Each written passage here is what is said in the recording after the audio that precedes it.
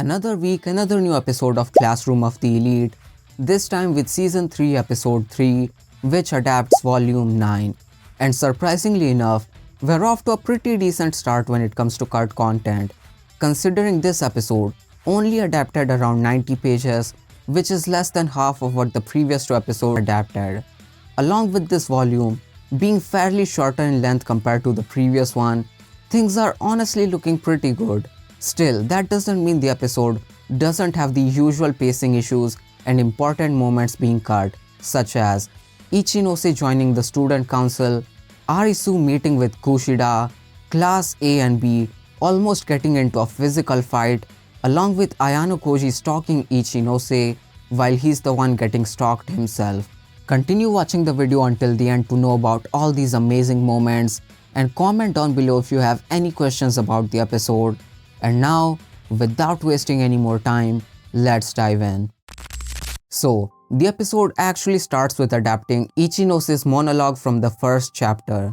But I honestly would have preferred for them to skip it because they did not even keep all the important and interesting parts of the monologue in the episode, such as parts of Ichinose's backstory and her thoughts during a moment that's going to happen later on, foreshadowing the contents of this arc. Then we get a flashback to the time Ichinose joined the student council, which was completely skipped in the anime. In this flashback, Nagumo was still the vice president and he approached Ichinose after Manabu did not allow her to join the student council. Nagumo here gaslights Ichinose into believing that Manabu will not let her join the council even if she manages to reach Class A, and tells that he himself doesn't care about status and he'll let Ichinose join the council if she tells him her secret, which he assumes was the reason she was placed in Class B instead of A, despite being basically perfect on all fronts. Ichinose eventually takes up Nagumo's offer and tells him her secret. Then we move on to Arisu's meeting with Nagumo, and it was way longer in the novel, but the anime only adapts the key points from this conversation. Some things I felt were quite important which got cut are Nagumo saying that he's more lenient than Manabu when it comes to physical conflicts and he's willing to let them slide with just a suspension for a few days. Nagumo's conversation with Arisu also hints that he's the one who told her about Ichinose's secret, and even though he told that to Arisu, he doesn't want Ichinose expelled because he considers her his plaything, which was the reason Arisu informed him that she may get Ichinose expelled so she doesn't make an enemy of Nagumo later on.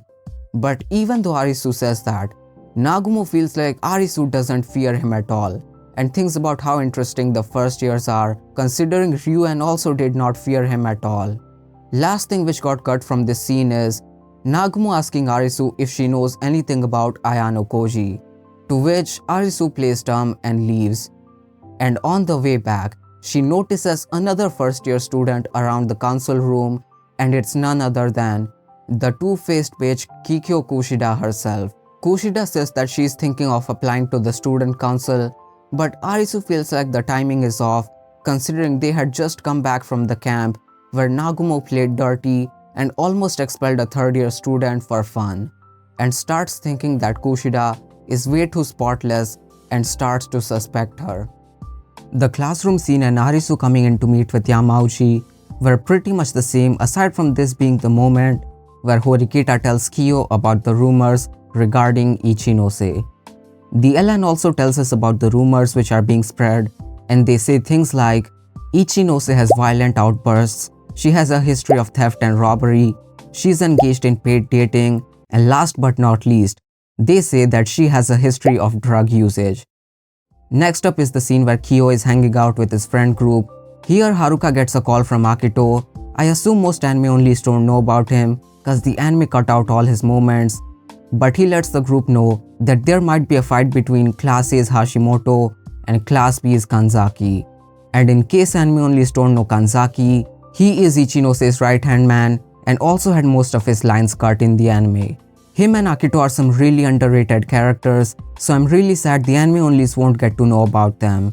And Akito is there to stop them before something happens. Hearing this, the whole group comes to the scene and Kanzaki is confronting Hashimoto about the rumors going around about Ichinose.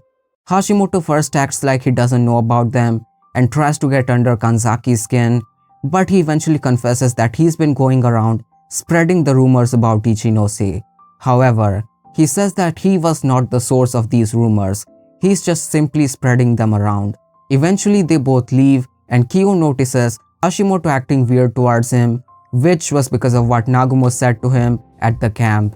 The next day after classes, Kyo notices Ichinose and he follows her, and as he's thinking of calling out to her, he notices two different people stalking him. One of them was Hashimoto and the other was Mi-chan.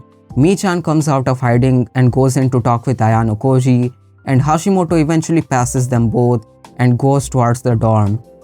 Her talk with Ayano Koji was pretty much the same as the LN, aside from one minor difference being that they both go and talk at a cafe, and Kyo also notices Hashimoto hanging around the cafe and becomes sure that he was stalking him. Moving on, the Horikita and Ichinose scene with Ayano Koji was pretty much the same, though the moment where Ayano Koji gets a call from the unregistered number was way more interesting in the LN. In the LN, right after their call, Kyo thinks that the caller is related to his father and he's trying out another way to get him out of the school. He also thinks that the caller didn't sound old, so he's most likely a student, and wonders just how much power does his father have. Moving on to the next day where everyone got the letter about Ichinose, this was also mostly the same, aside from a few differences that don't really matter much. And now, on to the final scene of the episode, which was Kamuro Masumi stuff.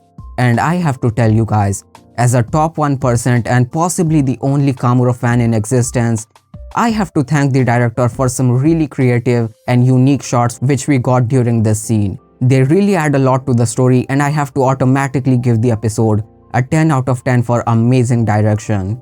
Content wise, this was yet another moment that didn't really cut out much and was mostly the same, aside from maybe one difference being that Kamuro being a bit more cold and well composed during both the Kyo and Arisu moments, which gives off a somewhat different impression of her character compared to her basically sweating after being confronted by Arisu.